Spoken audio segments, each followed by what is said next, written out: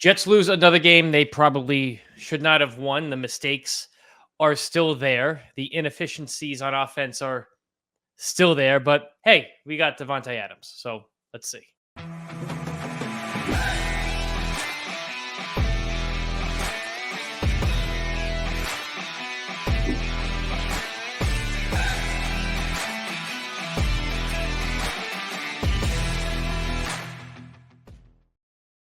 All right. Once again, the offense is not able to convert in big spots, but Davante Adams is here, so there's that. I don't know how I feel about the game. Now, the offense moved the ball better than they have done previous weeks, and you can argue, yeah, you have to score touchdowns in certain spots. You have to argue, yes, Garrett Wilson should have caught that ball in the end zone. Breece Hall should run through the safety.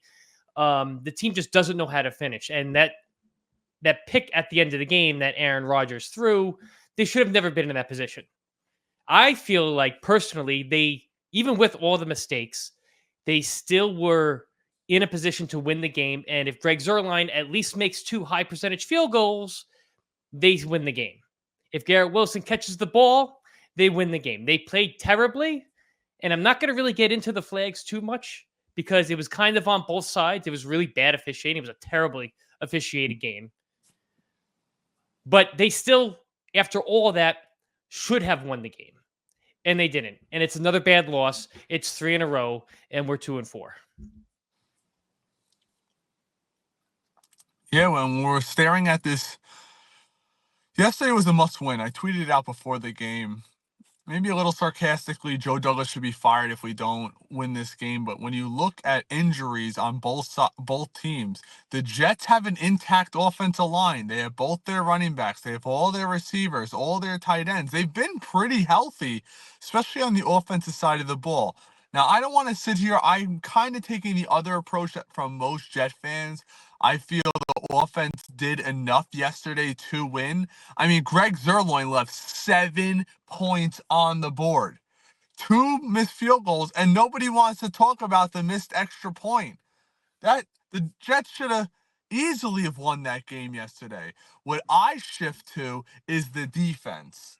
This defense over the past couple weeks has shown what their glaring hole is. And it's that interior of the defensive line. I understand Quentin Williams had a sack yesterday, but overall, he and the rest of the interior D-line played awful. Former Jet Ty Johnson, right off the bat, first rush of the game for 12 yards. Breaks the tackle on the outside of Sauce Gardner. I mean, think about it. Our strength is supposed to be our defense. They allowed 149 yards rushing to a team that doesn't have any receivers. You know what they're going to do. But as always, it's the Jets. It doesn't matter who's the head coach. What do we always say? Week in and week out. It's comical. But how many penalty yards again yesterday? 11 penalties for 110 yards. That is a first down average every single penalty. Think about that. And then you can keep going. At halftime, we allowed 17 first downs in the first half. This game is strictly on the defense and the awful special teams. The Downing looks solid as a play caller. I think he got a little too cute with the flea flicker. He was getting a little cute at times, but clearly I think yesterday, for the first time all season, maybe outside of the Patriots, but maybe the Patriots are just that bad, I feel like the offense had some resemblance of a game plan heading into the game yesterday. You saw the outside runs. That's what Breece Hall's usually good at. The outside, make the first outside defender miss, go for the long run. By the way, can Breece Hall make a safety miss? Let's not act like 2 years ago that's not a touchdown, that long run. But it seems like it's like every other Jet team. We get into the red zone, we can't punch it in. Lazard had a good game. Everybody's screaming about Mike Williams in that final play. I saw Rodgers throw him under the bus. What are you going to do? The game should not have come down to that at the end of the day. By the way, Pat, you tell me, were you confident that Greg Zuerlein, if Mike Williams catches that ball, is going to be able to kick a 40-yard plus field goal? It wouldn't have been it wouldn't have been a 40-yard plus field goal. I think he dropped the ball somewhere around the 20-yard line. It would have been 37, 40-yard field goal. 37. You're right there. But still, but there's still a minute 40 left on the clock at that point. I get it. At the end of the day, I don't think this game is on the offense. Rodgers threw for 294 yards. They had 393 yards total as an offense. More yards than Buffalo. And I mean, I'm going to push back a little bit on the defense because I feel like in the modern NFL, if you keep a team to 20, 23 points, you should probably win that game. And we saw that multiple times. The Jets should have scored a hell of a lot more points than they did. They just did not finish drives. They were inefficient in the red zone, while Buffalo was. And in the second half, the run game was non-existent for Buffalo. They held them to 3 points in the second half. Mm-hmm. So the adjustments that they made at halftime worked. That's one thing we talked about in the halftime space. They do make adjustments. They do consistently, at least on the defensive side of the ball, do make adjustments. The problem is the defense always gets behind the 8 ball quick for a multitude of reasons. Sometimes the running defense just falls apart. Or 2, the offense is sputtering so much that the defense is on the field for 3/4 of the half. Look, I'm always going to be more positive. Sometimes I feel like the negative, but it was a game they should have won. It was a close game. I don't think we're winning the division now, but at least this gives me hope because I saw efficient movement on the offense inside the 20. When is enough with Greg Zuerlein, though? You tell me. The guy's on 66%. I don't know. Tyler Bass missed some too yesterday. I heard the winds were terrible. So I don't know. But you know what, Pat? At the end of the day, he's being paid a boatload of money. We're at our home field. Think about this. Between the Broncos. He was so good last year, though. There's no reason to think he would have been falling off the cliff. Between the Broncos, the last home game, and yesterday's home game, he has missed 3 field goals and an extra point in the last 2 home games. When it's cost us 2 games. It's cost us 2 games. At the end of the day, how many times are we going to hear about accountability? Jet fans, if you have a second to go back, look at that Javon Kinlaw. What an awful player he's turned out to be for the Jets. Go look at his roughing the passer penalty. He goes to the sideline, and he's laughing with his teammates. He's actually laughing. And Ulbricht's nowhere to be found, and he's out there again. How do you allow a player to commit 3 straight plays of penalties? Because they have nobody better to replace him with. Same with Zuerlein. That? It's great. It's Joe Douglas's. You got rid of Quentin Jefferson. You got rid of Al Woods. Well, Al Woods was injured. I mean, they have nobody to replace him with. So what's the solution? Let's go trade for a wide receiver. Well, you can argue that the 2 pass roughing the passer penalties, both of them probably shouldn't have been called. There's a multitude of things that should not have been called. And if you look back on this ref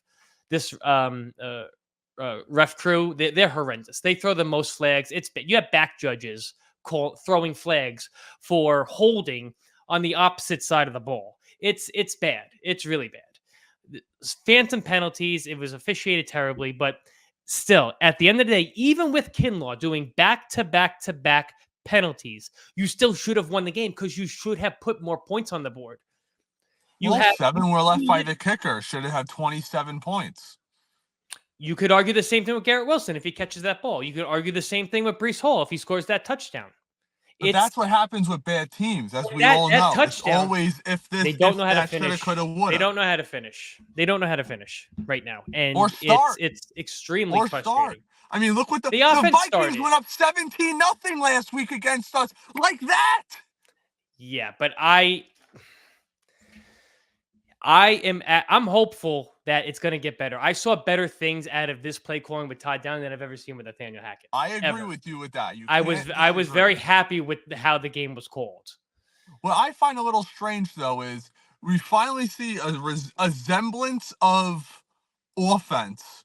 So what are we going to do? We're going to tick Mike Williams off because now as we're being told at JetCast, they're actively shopping him since acquiring Davante Adams. So any resemblance of camaraderie that we're getting on the offensive side of the ball, now you're bringing in Adams. So Garrett Wilson's no longer the number one. Davante Adams is clearly going to be the number one. You do add the weapons, but let's start by addressing the elephant in the room. How much longer is this coaching staff going to stick with Tyron Smith? In my opinion, he is going to be the single reason why Aaron Rodgers gets hurt at some point this season. You can't argue that Olu is going to be any worse. You can't. We don't know, but all I know is he's a first-round pick, and Tyron Smith was getting beat time and time and time again. And not just this game, going back the last few games. He's been the worst. It's shocking to say this, but he has been the worst on the offensive line. The absolute worst.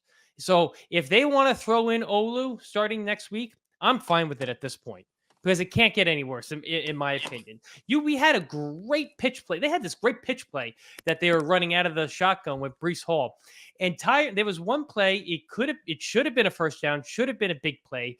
Tyron Smith is out there lead blocking for Breece Hall, and he just completely whips on blocking a safety.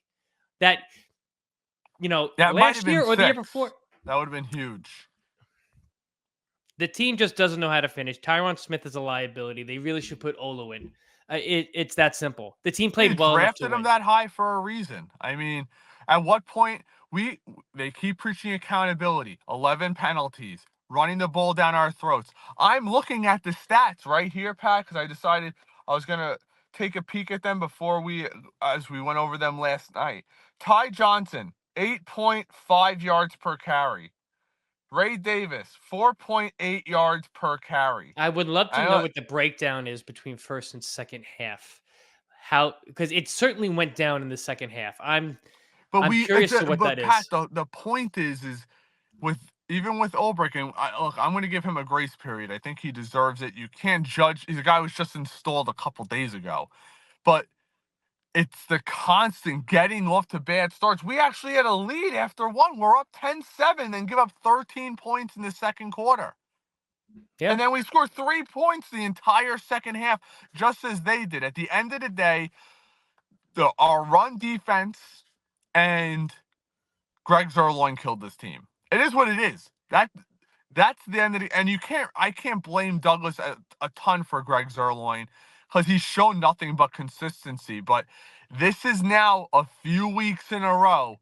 I might give him Pittsburgh, but if he misses a field goal against Pittsburgh, you got to look to make the move. You just have to. Yep. I agree. You don't think so? The guy's I agree. 8 of 12 on the year with a missed extra point. Technically, he's 8 of 13. That is god-awful. Yeah. No, I agree. They have to get somebody in here if he starts missing more field goals. He's cost us. He's literally cost us 2 games. And I can't put, I think the offense has gotten better. I think Aaron Rodgers played fairly well this game. He did more than enough to win the game. And, skill position players and Greg Zuerlein failed them. That's what it comes down to. So, yeah. And I really don't know. I will say this. They got to get somebody else in here on the D-line. Kinlaw's not getting it done. Fotu, I understand he's a big guy, but he ranked 110th in defensive tackles last year. Let's not act like he's anything. They got to get a run-stuffing defensive tackle in here. I don't know who it is, but they're willing to go all in, give up a conditional third-round pick that could turn into a second-round pick. Obviously, it's probably not going to. For anybody who doesn't know the conditions, it's very condition-based. The New York Davante Adams, if he gets a first or a second team All-Pro, it turns into a second-round pick, which he's already missed too much time. He's probably not going to hit either one of those. Or if the Jets, if he's on the active roster for an AFC title game or a Super Bowl, it turns into a second-round pick. So I will gladly give up a second-round pick if it gets to that point. And remember, Joe Douglas has an extra third-round pick. This is probably one of the reasons why he got that extra third-round pick. Drafting, it was a trade in the draft, I think, with the Dolphins, and we picked up an extra third. This is why he got that extra third, because he knew, maybe not, he didn't think Davante, but he wanted something in his arsenal so that he could bring someone in here to help the team. If you're getting rid of Mike Williams and you're replacing him with Davante Adams, that's still a net positive for the offense, I feel like. Because Williams has not shown much. But again, you need to have a left tackle. You need to have a left tackle that doesn't have his head up his ass, to be completely honest. Right? That's kind of what it comes down to. He can't hold on the 1 yard line of Breece Allen touchdown that turned into a missed field goal. Plenty of opportunities to win the game. I'm still hopeful because I saw positive signs out of the offense. I saw a heartbeat. I saw some signs of life out of the offense that I did not expect to see. Though. You have to. Yes, you have to beat Pittsburgh, and then after that we have the Colts, the Texans, I believe, and the Colts, something like that. Let me look. Hold on. I think it's the Patriots. All right, yeah, we played the Texans Steelers, and Patriots. So Steelers and Patriots, the next 2 wins are absolute must-wins. Get to 4-4, and then see what you can do against the Texans. Look, the Texans are faltering. You have the Cardinals. Cardinals are playing okay, but they're nothing great. You got the Colts in that run game, which scares the hell out of me. The Seahawks are mid. That's what it is. That NFL right now, this is why the Jets still have a shot. NFL is very mid. And I'm hoping that as this offense gets in the groove, they could put up points. But damn, if the Jets, which I'm not surprised, because I said this before the season started, I thought they were very light on the defensive line. Well, I mean, also the other news that we're not talking about either, Pat, that we haven't brought up. How about the fact that Jets just gave permission for Hassan Reddick to seek a trade? We're not even talking about that. You know, you're not going to get equal value. Maybe you get instead of taking a pick, Joe Douglas, bring in a defensive lineman that could help stop the run. Look, they can look for a trade, but Joe Douglas still has to say okay and pull the trigger. Right. So I think it could be a ploy to, let him go out, see what he can find, and maybe he comes back with something, because nobody wants someone that's going to be this disgruntled and will sit out. Mm-hmm. It's mind-boggling. And we all thought when CAA left him that it was maybe him firing CAA. No, it's CAA leaving him because CAA can't deal with him anymore. They negotiated and they had deals a deal with the Jets. Yep. They had apparently a deal on the table that would have made him whole with the fines and made him more money. We don't know the exact numbers, but more money this season than what his base would have been. And he turned it down because he wants a multi-year deal. I don't know. I don't know who's in his ear. King Joe Douglas. That's all I got to say. I've been saying it for 2 years now. Right. Should have never made the trade for a disgruntled player. Who told you he wasn't going to play under his contract? Should have kept JFM on the team, to be quite honest with you. Look, if the offense is competent in any way, shape, or form the rest of the season, there's still, I think, 9 wins on this schedule, at least. Well, you're going to need 9 wins minimum to get into the postseason. Right. But it all starts with this Sunday.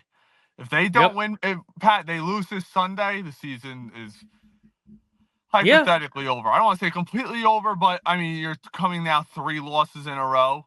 I mean, how many teams do that? 4. It'd be 4 losses in a row at that point. 4. Yep. Yeah. No, teams don't make the playoffs at that point. They're all 1-possession games. I thought we brought Aaron Rodgers in here. We're putting him in positions he shouldn't be in the first place because the team isn't efficient in the red zone. Mm-hmm. That's what it comes down to. He shouldn't have to, with the talent on the team, be required to make a game-winning drive at the end of each game. He's done throughout his whole career, but there's more talent on this team, and hopefully Todd Downing can squeeze out more than what Hackett was getting out of the team. So that's going to do it for us. We got Nick Faria tomorrow at 5. Hopefully he'll have more information on the trade Apparently, Davante's already in the building, so he flew out last night. So this happened last night. We're just finding out about it this morning. He flew out. He's in the facility, got his physical, and hey, it'd be funny if that hamstring heals up pretty quick.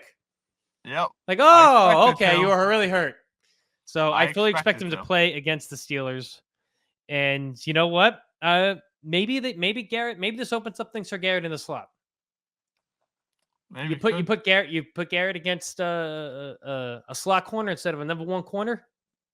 Who knows? We'll see. Positive vibes. Sure.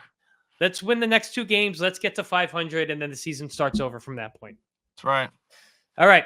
Talk to you guys soon. Again, Nick Ferrier tomorrow at 5. And I don't know. Let's go, Jets. Yes. See ya.